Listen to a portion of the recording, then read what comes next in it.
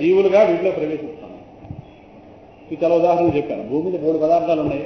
సూర్యకిరణాలు కోట్ల కిరణాలు, ఒక్కొక్క కిరణం ఒక్కొక్క పదార్థం తాకుతుంది, ఒక్కొక్క కిరణం ఒక పదార్థం.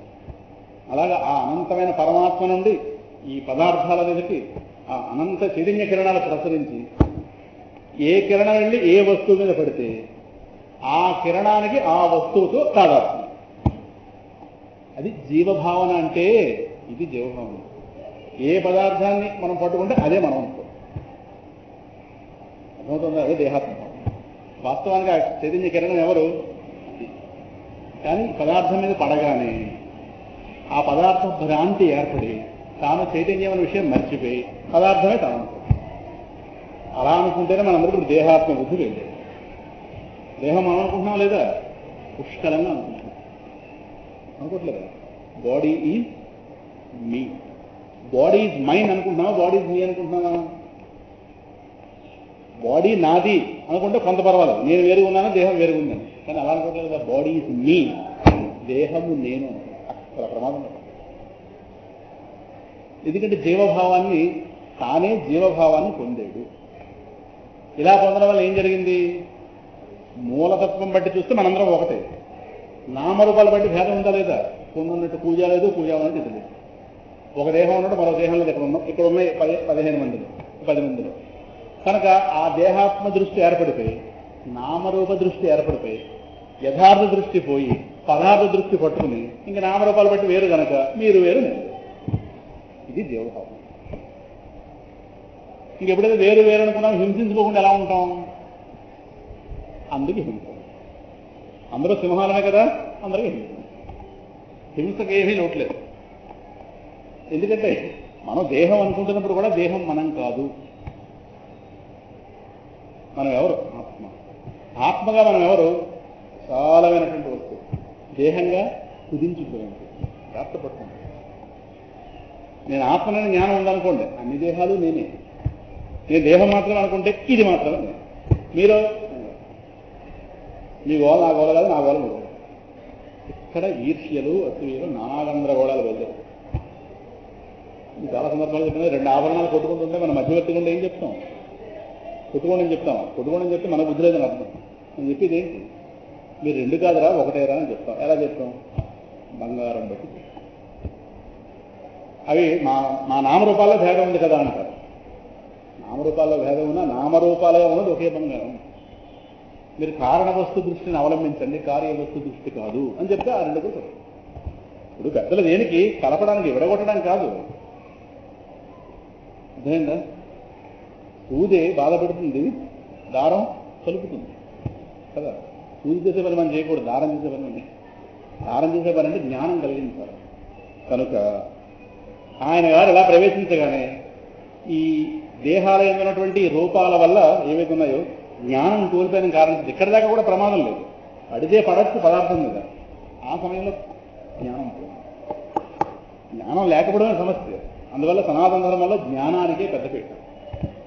మనం ఎవరో మన జ్ఞానం కలిగిపోతే, అందుకే రావణ మహర్షి గారు చెప్పి నువ్వెవరో తెలుసుకుంటారా. ఇక్కడి నుంచి బయలుదేరి నేను ఎవరో తెలుసుకొని బయలుదేరితే నేను ఎవరు?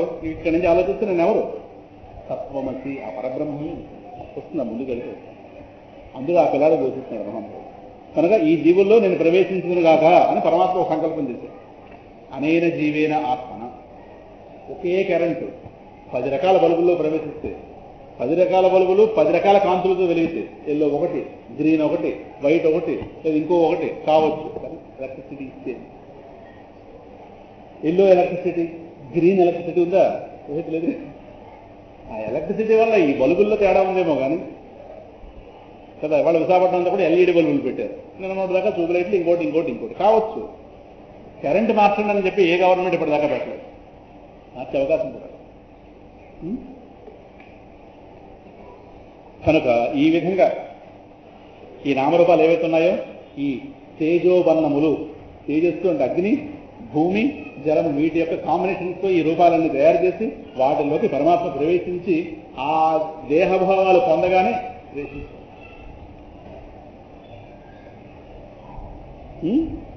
ఏమక్కర్లేదు. ఇంట్లో రాత్రి గాఢనిద్రలు ఇల్లంతా ఎలా ఉంటుంది? ఒక త్రాటి మీద ఉంటుంది. ఇల్లంతా శాంతి ఉంటుంది. ఎలా నిద్రలేస్తే అంతే సృష్టి.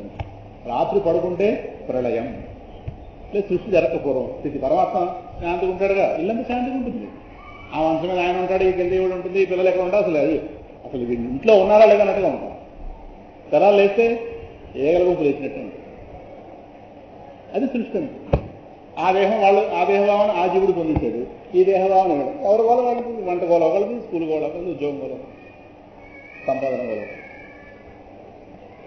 అయితే మనందరం పడుకుంటే పరమాత్మ, నిద్రలేస్తే ఏమో.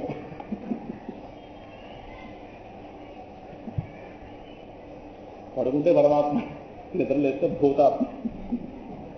భూతాలు చేయాలి. అందుకే పిల్లలు అదే పనిగా ఏడుస్తుంటే ఆ కోడలకు మాట చెప్తున్న అత్తగారు, మనం పడుకోబెట్టే వేరే ఏమి ఉండలేక ఇంట్లో వాడు ఆపడు. కనుక అలా కోరుకుని ప్రవేశించాడు. మొత్తం మీద ఈ 3 భూతాల యొక్క ఈ కాంబినేషన్ వల్ల ఈ సృష్టి ఏర్పడింది.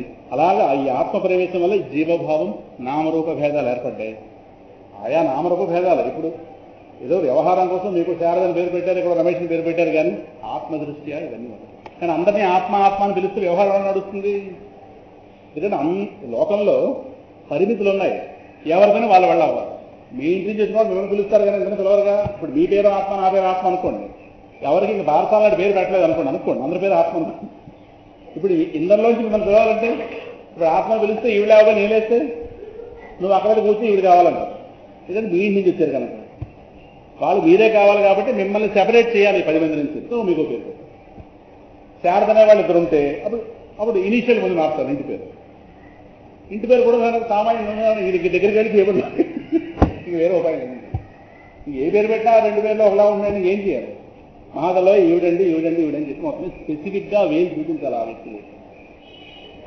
మరి వ్యవహారం అంతా ఒకటి ఉంది కదా, వ్యవహార ప్రపంచం వచ్చి ఏర్పాటు ఏం చేస్తాం, ఇలా పడిపోయాం. అందువల్ల ఈ నామరూపాలన్నీ కూడా వాక్కుని ఆశ్రయించి బయలుదేరినవే కానీ యథార్థానికి ఉన్నది చైతన్యమే. ఇంకొంచెం విషయంలోకి వెళితే అన్నం యొక్క సూక్ష్మాంశం మనస్సు. ఆ శిష్యుడు బోధిస్తున్నాడు, అక్కడ కొడుకే శిష్యుడయ్యాడు. అన్నం వల్లే మనస్సు తయారవుతుంది. అందువల్ల ఆహార నియమం పాటించండి అని చెప్తారు. ఏది పెడితే తింటే మనస్సు మాట వినదు. అన్నం అనేక భాగాలుగా మారుతుంది లోపలికి వెళ్ళాక. అందులో సూక్ష్మమైన అంశం మనస్సుగా మారుతుంది. అదే కొన్ని చోట్ల మనం తింటే మనసు కుదిరిపోతుంది పూర్తిగా, కొన్ని చోట్ల తింటే శాంతిగా. అందుకే పెద్దవాళ్ళైనా నిష్ఠాగరిష్ఠులైన వాళ్ళు ఆహారం విషయంలో చాలా జాగ్రత్తగా ఉంటారు. లేకపోతే తినడం మానేస్తారేమో కానీ ఎక్కడ దాని సదాచారము.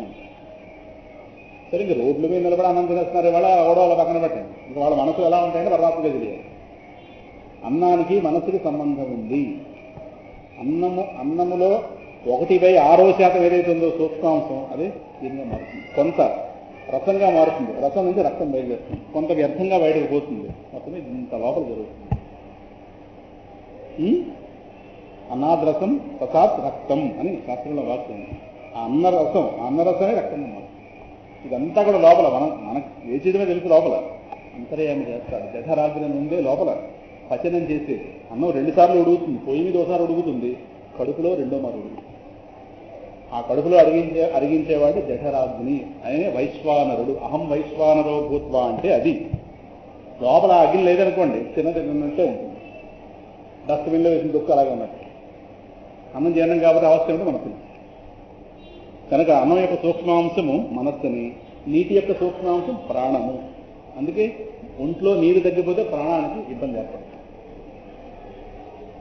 అందుకే ఎవరైనా పూర్వం రోజు నడిచి వచ్చేవారు దూరాల నుంచి. ఇప్పుడంటే బస్సులు ఏమైనా కానీ ఏదేమైనా ఉంది, లగేజ్ మోసుకొచ్చిన వచ్చిన ప్రాణం ఎక్కువ ఖర్చు అవుతుంది. కనుక ఇంటికి రాగానే ముందు మజ్జిగో మంచినీళ్ళే ఇస్తాం. ఒక్కసారి ప్రాణం బయటకు లేదు. అప్పుడు వాళ్ళకి డబా క్యాసెట్లో మాట్లాడతారు. ముందు రాగానే మాట్లాడరు, ప్రాణం పోతుంది. 2 మీ వదినుందే ఎన్ని చీరలు పెడుతుందో 4 రోజులు యాత్ర కంటే 2 బ్యాగులు ఆవిడ మెళ్ళ బ్యాగులు నడుస్తుంటుంది. ఆవిడ ఏమన్నారుగా కూలి, పెద్ద కూలి. ఇలా 2 బ్యాగులు పెట్టుకుని ఓ బ్యాగ్ మెళ్ళ ఎవరి కోసం ఇలా అయితే ఆ లగేజ్ గుమ్మంలో పడితే 2 మజ్జిగలు తాగితే 2 మజ్జిగలు లోటాలు అప్పుడు మాట వస్తుంది. అందుకే అంటుంటాం, మాట రాదురా, ముందు మజ్జిగ తాగితే మాట వస్తుంది. మాట్లాడచ్చుగా, మాట పోయి కాదు, అక్కడ మాట్లాడడానికి ప్రాణం లేదు. ఆ ఉన్న ప్రాణాన్ని మాట ఖర్చు పడేస్తే వాడు గుమ్మలో పడుకుతాడు. అందువల్ల వచ్చిన తర్వాత మళ్ళీ ప్రాణాన్ని మళ్ళీ ఎనర్జిఫై చేసుకున్నప్పుడు మాట. అందుకు ఇంటికి రాగానే మంచినీళ్ళు ఇవ్వండి అని చిన్నప్పుడు నేర్పింది అందుకు. ఇంటికి రాగానే బంగారం చూపించండి, ఇంటికి రాగానే బియ్యం చూపించండి, అలాగే మంచినీళ్ళు ఇవ్వండి అంట. తర్వాత అన్నం వగేరా వగేరా. నీటి యొక్క సూక్ష్మాంశం ప్రాణం. అంటే పరమాత్మ ప్రపంచానికి దేహానికి సంబంధం పెట్టేది ప్రతి క్షణం. ఎవరెక్కడికి పోనేవండి. అందుకే ఎవరైనా ఇంటి నిర్మాణం చేసుకున్నప్పుడు రెండింటికి లోటు లేకుండా ఉండే ప్రదేశంలో నిర్మాణం చేసుకుంటారు. అన్నము, నీరు. ఈ రెండింటికి లోటు ఉంటే ఇంకా అది ఇల్లు అనక్కలేదు. తెల్లవారులు వేస్తే రెండు అవసరాలు, అందువల్ల ఈ రెండింటికి లోటు ఉండదు. ముఖ్యంగా నీరు. ఇంకా తేజస్సు యొక్క అంటే అగ్ని యొక్క సూక్ష్మాంశం వాక్కు. వాక్కు అగ్ని స్వరూపం. అందుకే ఒంట్లో చల్లబడిపోతుంటే మాట బయటకు. ఉష్ణంగా తగ్గిపోతున్న చివరిలో ఏంటి చెప్దామనుకుంటాడు కానీ మాట బయటకు. ఈ మూడింటి యొక్క సూక్ష్మాంశాలు, అన్నం యొక్క సూక్ష్మాంశం మనస్సు, నీటి యొక్క సూక్ష్మాంశం ప్రాణం, తేజస్సు అంటే అగ్ని యొక్క సూక్ష్మాంశం వాక్కు. పరమాత్మ ప్రకృతికి అంటే బహిరంగానికి అంతరంగానికి సంబంధం పెట్టాడు. అర్థమవుతుందా? అలా తయారు చేసేది ప్రపంచాన్ని. ఈ అన్నమయంగా ఏర్పడినటువంటి మనస్సు ఏదైతే ఉందో, అన్నం వల్ల కదా మనస్సు ఏర్పడుతుంది. ఈ మనస్సుకి 16 రకాల కళలు. ఈ 16 రకాల కళలను భావిస్తే ఆ 16 కళల మనస్సుతో కూడి ఉన్నవాడు జీవుడు. అది మనసు. అంటే ఆయన గారు ప్రవేశించి ఇంత అవస్థ తయారు చేశాడు. ఎవరి మనసు వాళ్ళకి, ఎవరి వాక్కు వాళ్ళకి, ఎవరి గోల వాళ్ళకి. వాటిలో చూసాడు మనం పడిస్తాడు. పడడం కాదు, ఆయన వచ్చి పడ్డాడు. అందువల్ల ఇదే జీవుడు మనస్సు యొక్క శక్తిని తెలుసుకోవాలనుకుంటే, అంటే మనస్సు యొక్క శక్తి తెలుసుకోవాలనుకుంటే శ్వేతకేదో పంచి నువ్వు 15 రోజులు భోజనం చేయకుండా అన్ని శక్తులు అనిగిపోతాయి. చివరికి ఆలోచన శక్తి కూడా అనిగిపోతుంది. మనసు కూడా శక్తే. 4 రోజులు ఆలోచించిన తర్వాత ఆలోచన చేయడానికి కూడా శక్తి. ఎందుకంటే అన్నం సప్లై లేదు లోపలికి, సూక్ష్మాంశం డెవలప్ అవ్వట్లేదు. మనసు కూడా ఆలోచన అన్ని శక్తులు ఉడిగిపోతాయి. మరలా అన్నం తింటే శక్తులన్నీ ఒక్కసారి పోయాయి. కనుక అన్నమయమే మనస్సు, మనోమయుడే సకల కార్య సమర్థుడైన జీవుడు. లోపల జీవుడు ఉన్నాడు కానీ ఏమైనా కార్యం పైకి వ్యక్తం చేద్దామన్నా చేసే అవకాశం లేదు. కారణం జీవుడుగా నేను ఏం చేయాలన్నా మనసు ద్వారానే చేయాలి. మనసుతో కన్నును కలిపితే రూపం చూస్తాను, మనసుతో చెవిని కలిపితే శబ్దం వింటాను. మనసు ద్వారా కాకుండా దేని ద్వారా చేసే అవకాశం లేదు. అన్నం తినకపోతే మనసు అడిగిపోతుంది శక్తి లేక. ఇంక ఇంద్రియాలు ఉంటే మాత్రం ఏమైనా లేవలేడుగా. దేహం లేవలేదు, కన్ను చూడలేదు, నీరసం. మనకు 2 రోజులు ఆనందం పోతే నీరసం. అందుకే గవర్నమెంట్ని దాన్ని బెదిరించడానికి అక్కడ నిరాహార దీక్ష చేస్తుంటారు. ఈ రహస్యం తెలుసు కనుక అక్కడ వచ్చిన ఈ కాలం నిరాహార దీక్ష పొట్టి శ్రీరాములు గారు చేశారు, అది వేరే సంగతి. 56 రోజులు నిజమైంది. ఈ కాలం టిఫిన్ చేసేస్తుంటారు, నిరాహార దీక్ష చేస్తుంటారు. 3 రోజులు 4 రోజులు వాడిని చూడడానికి పెద్ద మీడియా ఆడాలి. వాడు మనకన్నా బాగుంటాడు శుభ్రంగా. మీరు చూసారు లేదు, 3 పూట్ల తిన్నా మనం నీరసంగా ఉంటుంది. వాడు తింటలేదు అనుకుంటే బాగుంటాడు. ఎలా బాగున్నాడు వాడు? ఏమో. అందరూ శ్రీ వైష్ణవులే, బుట్టలో రైలు సామెత.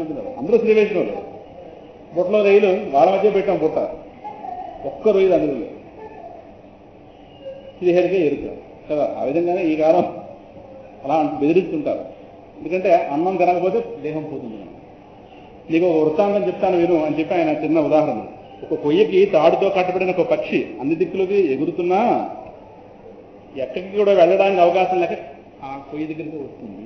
దాన్ని కట్టేసి తాడేస్తారు. కోడిని కట్టేమనుకోండి, ఎంత దూరం వెళుతుంది? తాడు ఎంతవరకు ఎలా వస్తే అంత దూరం వెళుతుంది. అంతకని ఎగరలేదుగా. అలాగే ఆ విధంగా మనసు అన్ని దిక్కులకు ప్రయాణం చేసి ఎక్కడా కూడా ఆధారం లేక చివరికి ప్రాణాన్ని ఆశ్రయిస్తుంది. మన మనసు ఆలోచన చేసి బయటకు వెళ్ళిపోతుంది. ఎక్కడి దాకా వెళ్ళిపోతుంది? అమెరికా వెళ్ళిపోతుందా? అమెరికాను ఊహించుకోగలదేమో, అమెరికా వెళ్ళలేదు. ఎందుకంటే ఇది అమెరికా వెళ్ళాలి అంటే దానికి సహకరించిన ప్రాణం ఇక్కడ దేహంలో. ఈ దేహంలోని ప్రాణం వదిలి మనసు ఎక్కడ వెళ్ళిపోతుంది? ఊహించడం వేరు, వెళ్ళిపోవడం వేరు. ఈ దేహం కలిగితే ఈ దేహంతో పాటు మనసు రాగలదేమో. ఊహించడానికి కూడా ప్రాణశక్తి ఉండాలి. ప్రాణశక్తి సన్నగిలిపోతే ఊహలు కూడా ఉండవు. అందువల్ల ఈ ప్రాణాన్ని ఆధారం చేసుకుని ప్రాణానికి మనస్సుకి సంబంధం ఉంది. ఇది ఉపదేశాలను మనం చెప్పుకున్నాం. చిత్తవాయవ చిత్రియాయుతా శాఖయోర్ద్వయి శక్తి మూలక. ఆ మూలమైన శక్తి ఏదైతే ఉందో దాని ఒక వృక్షం అనుకుంటే ఆ వృక్షానికి 2 కొమ్మలు, ఒకటి వాక్కు, ఒకటి మనసు. అందుకే మనస్సు అణిగితే వాకం ప్రాణం, ప్రాణము మనస్సు. అందుకే మనస్సు అణిగితే ప్రాణం అణుగుతుంది, ప్రాణం అణిగితే మనసు అణుగుతుంది. ప్రాణాయామంతో ప్రాణాన్ని అణిచేమనుకోండి మనస్సు నిశ్శబ్దం. జపంతో మనసును ఆపేమనుకోండి ప్రాణం కంట్రోల్ అవుతుంది. అందుకే ఈ రెండింటిలో ఒకదాన్ని మనం సమన్వయించుకోగలిగితే రెండోది మనం ఇప్పుడు ఒక గుర్రం ఆగితే రెండో గుర్రం ఆగదా, ఎక్కడికి వెళ్ళిపోతుంది? ఇది విడిపోతే మాత్రం ఇది ఆడకపోతే ఆగాల్సింది. అంతే, కొంత ఇబ్బంది పెట్టినా ఆగుతుంది, అడగపోతుంది. అడిగితే రెండు పరిగెట్టాలి, ఆగితే రెండు ఆగాలి. అలాగే ఈ మనస్సు ప్రాణం మీద ఆధారపడింది కనుక ప్రాణం ఏం చేస్తుందంటే, ప్రాణం రెండు రకాల సహకరిస్తుంది. ఒకటి దేహంలో చేష్టలు కలిగిస్తుంది, రెండు మనసుకు ఓటు ఇస్తుంది. అందువల్ల ఆ ప్రాణశక్తి బాగుంటే ఆలోచనలు బాగుంటాయి. అందుకు యోగా యువకుల్లో ప్రాణశక్తిని కూడా వృద్ధి చేస్తారు ఆసనాలలో. అప్పుడు ప్రాణం బాగుంటే మనసుకి మంచి ఆలోచన, దేహం బాగుంటుంది ఆసనాలు. ప్రాణం రెండింటి మధ్యవర్తి లాంటిది, దేహానికి మనసు. మనసు యొక్క ఆలోచనల్ని దేహానికి చేర్చింది ఎవరు? అక్కడ వెళ్ళి కూరలుంటే అని ఆజ్ఞ వచ్చింది. ఆ ఆజ్ఞ ఆ దేహానికి కాళ్ళ ద్వారా ఏదో ఒక బ్యాగ్ పట్టుకుని 5 గంటలు కూరలు చేస్తున్నాం. దాని ఆజ్ఞ దీనికి ఎలా వచ్చింది? ప్రాణం ద్వారా. ప్రాణం నాడుల ద్వారా ప్రవహిస్తుంది ఒంట్లో. ఆ నాడుల ద్వారా ప్రవహించి ఆ ఆజ్ఞని దీన్ని ప్రచురింపజేయగానే కాళ్ళు నడుస్తాయి, కళ్ళు వంకాయలు చూస్తాయి, జోబులు డబ్బులు పెట్టుకుంటాయి, రకరకాల ఎంత జరుగుతుంది. ఇది ప్రాణశక్తి లేకపోతే వంకాయలు తెచ్చుకుందామన్నా తెచ్చుకోలేము, పక్కవాడికి అవుతుంది వంకాయలు తెచ్చుకోవడం. ఎందుకంటే జ్వరంగా ఉంది, ప్రాణశక్తి బాగోలేదు. అందువల్ల మనసు ఎక్కడ పోయినా సరే ప్రాణాన్ని ఆధారం చేసుకుని, ప్రాణం అనే కొయ్యకి మనస్సు అనే పక్షి కట్టబడింది. ఇది ఎంత ఎగిరినా మళ్ళీ ఇక్కడ రావాల్సింది. కనుకే ప్రాణాన్ని మనస్సుకి ఆధారము అని చెబుతుంటారు. అలాగే ఆకలేసినప్పుడు ప్రాణులు ఆహారం తింటాయి. దేనికి? ప్రాణాన్ని నిలబెట్టుకోవడం. ఆకలి వల్ల ప్రాణశక్తి తగ్గిపోతుంటుంది. మళ్ళీ ఆ ప్రాణశక్తిని వృద్ధి చేసుకోవడానికి ఆహారం తింటాయి. దాహం వేసినప్పుడు మళ్ళీ ప్రాణశక్తి తగ్గిపోతుంటుంది, నీళ్లు తాగుతాయి. ఇలాగ మనస్సు, ప్రాణము, వాక్కు ఏవైతే ఉన్నాయో ఇవి మొదలైన వాటికి పనులు జరుగుతుంటాయి. వీటి వల్ల దేహంలో నిరంతరం ఇవన్నీ కలబోసి ఈ జీవుడు వ్యవహారం. మాట్లాడాలంటే వాక్కును వాడుకుంటాడు, ఆలోచించాలంటే మనసును వాడుకుంటున్నాం, అలాగే ఆకలేస్తే అన్నాన్ని వాడుకుంటున్నాం. ఇలా వాడుకుంటే ఇవన్నీ ఎవరి వ్యవహారం? నా వ్యవహారం, జీవుడుగా నా వ్యవహారం. అయితే ఇక్కడి నుంచి తత్వంలోకి వెళుతున్నారు. మరి ఇవన్నీ ఇలా జరుగుతున్నాయి కదా, ఇవన్నీ జరగడానికి మూల కారణం ఉండాలో ఉంటా. ఇవన్నీ వాటిగా ఆ పనులు చేయమని ఎవరు చెప్పారు? అన్నం తింటే ఆకలి తీరుతుంది. ఎవడు పెట్టాడు నియమంలో? ఏ అన్నం తింటే దాహం పోవచ్చుగా, నీళ్లు తాగితే కడుపు నిండొచ్చుగా. వాకుతో మాట్లాడగలం కానీ వాకుతో ఆలోచించగలమా? మనసుతో మాట్లాడగలమా? చెవితో చూడగలమా? కన్నుతో వినగలమా? వాటికి ఆయా శక్తులున్నా వాటికి ఆ శక్తిని విధించింది ఎవరు? చూడాలంటే కన్ను మీద ఆధారపడాలని జ్ఞానం మనకుంది. కన్ను చూడడం మాత్రం ఒకటి చేస్తుంది, ఇంకోటి చేయలేదా? కన్ను నడవచ్చుగా, కాళ్ళు చూడొచ్చుగా. ఆయా ఇంద్రియాలకు ఆయా పనులు చేయమని ఎవడు చెప్పాడు? ఉంటే నేను వాడుకుంటున్నాను కానీ నేను విధించానా? నేనే కనుక ఏ ఇంద్రియానికి ఏ పనైనా ఇవ్వగలిగే శక్తి నాకుంటే, ఒక ఇంద్రియం ఉంటే చాలు అన్ని పనులు చేయి. కాళ్ళు లేని వాడికి ఇబ్బంది ఉండదు, కళ్ళతో వెళ్ళిపోతాడు మార్కెట్. కళ్ళు లేని వాడికి ఇబ్బంది ఉండదు, కాళ్ళు ఉన్నాయిగా, కాళ్ళతో వాడు ప్రపంచం తిరిగేస్తుంటాడు. కాళ్ళనే కళ్ళు తీసుకుని అవకాశం లేదు. కళ్ళు లేనందుకు కళ్ళు ఉన్నవాడి మీద ఆధారపడాలి, కాళ్ళు లేనందుకు ఒక కర్ర పడడం ఆధారపడాలి. అది డిస్లొకేట్ అయిపోతే దానితో జరిగే పని జరగదు. ఇంకంతే. ఏ ఇంద్రియం ఆ ఇంద్రియం ఆ సమయంలో గొప్ప, అంతేనా? ఎవరు వీటికి విధించేవు? ఎవడో మూల కారణం ఉండాలా? ఉంటే వాడుకుంటున్నాం కానీ వాటిని విధించిన వాళ్ళం మనం. వాటి అర్థం ఇక్కడ అహంకారం.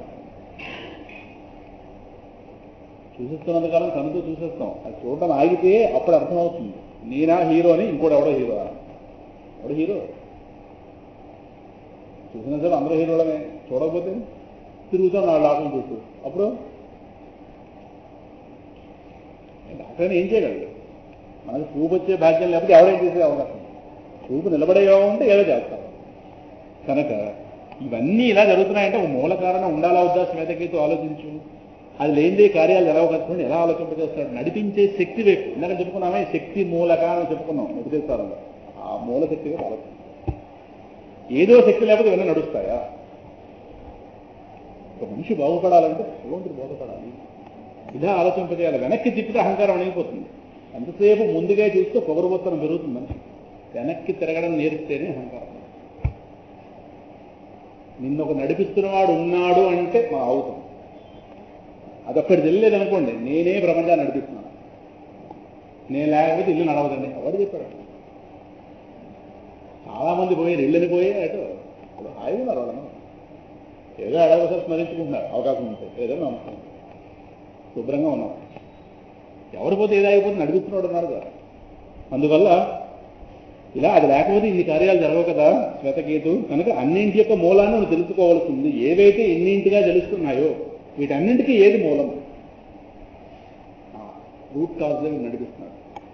ఆ అన్నిటికి మూలం తెలుసుకోవాల్సింది కదా. ఆ మూలం చాలా సూక్ష్మమైనది. ఎందుకు సూక్ష్మం అంటే, సూక్ష్మం కాబట్టి బోధపట్లేదు. సూక్ష్మము అంటే చెప్పాను కదా, ఇంద్రియాలకి అందదు. మనకున్న పరికరాలు ఇంద్రియాలు, మనస్సు, బుద్ధి, వీటికి అందదు. ఎందుకు అందదు? దానివల్ల ఇవి పనిచేస్తాయి. దానివల్ల ఇవి పనిచేస్తున్నప్పుడు దాన్ని ఎలా పట్టుకుంటాయి? పట్టకారు గిన్నెను పట్టుకుంది, గిన్నె పట్టకారుని పట్టుకోగలదా? అది ఇప్పుడు ప్రపంచంలో ఇప్పటిదాకా జరగలేదు. గిన్నె చేత పట్టుకోబడిన, పట్టకారు చేత పట్టుకోబడిన గిన్నె పట్టకారుని పట్టుకోవడం అనేది కుదరదు. వ్యవహార ఉదాహరణ. మీ చేతులు మీ చేయమని పట్టకారుని పట్టుకుంది, పట్టకారు గిన్నెని పట్టుకుంది. రివర్స్లో పట్టుకోమని చూద్దాం. గిన్నె వచ్చి పట్టకారు వచ్చి మీ చేయదు. అప్పుడు మీరు కేకలు వేయాలి వంటింట్లోంచి, ఏమన్నా ఏమిటైంది పట్టకారని పడుతుందా? పట్టకారు పడుతుందా? పట్టకారు పట్టుకుని అవకాశం. పట్టకారు చైతన్యం లేదు, మీకుంది జ్ఞానం. పట్టకారు ఎందుకు పట్టుకోవాలో జ్ఞానం మీకుంది, పట్టుకునేటట్టు క్రియాశక్తి మీకుంది, ఆ నేర్పరితనం మీకుంది. పట్టకారు జడ వస్తువు, దానంతా మీరు పట్టుకోలేదు. దాని అలా జడంగా పెట్టాడు కాబట్టి మీరు ఎప్పుడైనప్పుడు పట్టకారుని పట్టుకోవచ్చు. దానికి ప్రాణం ఉందనుకోండి, మీ పట్టకారు పక్కింట్లోకి వెళ్ళిపోతుంది, పక్కింటి పట్టకారు పైంటికి వెళ్ళిపోతుంది. ఇంకా ఎవరి పట్టకారు ఎవరింట్లో ఉండదు. ఖాళీ ఉన్నప్పుడు మన గుండె కొడుతుంటుంది వచ్చి, టీవీ చూస్తున్నావా, చదువు భగవద్గీత. ఇంకా పట్టకారు ప్రాణం వస్తే ఇంకా ఎలా ఉంటుందంటే మనం తర్వాత మొదలు పెట్టుకోవాలి. పరమాత్మ అవకాశం పెట్టాడు కానీ అలా పడున్నారు. ఇక చేట వచ్చి మనం చెళ్ళు వెలిపించి, చీపులు వచ్చి వెనకాలను కొట్టి, ఇంక ఒకసారి ఇల్లు ఊహించుకోండి ఇలా ఉంటే. ఇంట్లో ప్రతి వస్తువు ప్రాణం వచ్చింది అనుకోండి, మనవడు వచ్చి మీద పడి కొడితే ఊరుకుంటాం, గౌరవం కొద్దిగా కోణం నేను అనలేక. చీపులు వచ్చి కొడితే ఆ అవకాశం ఇప్పుడు లేదు వాటికి. అలా ఈ సృష్టిలా కొనసాగాలని ప్రారంభిస్తాం, మర్యాదలు పోతాయి.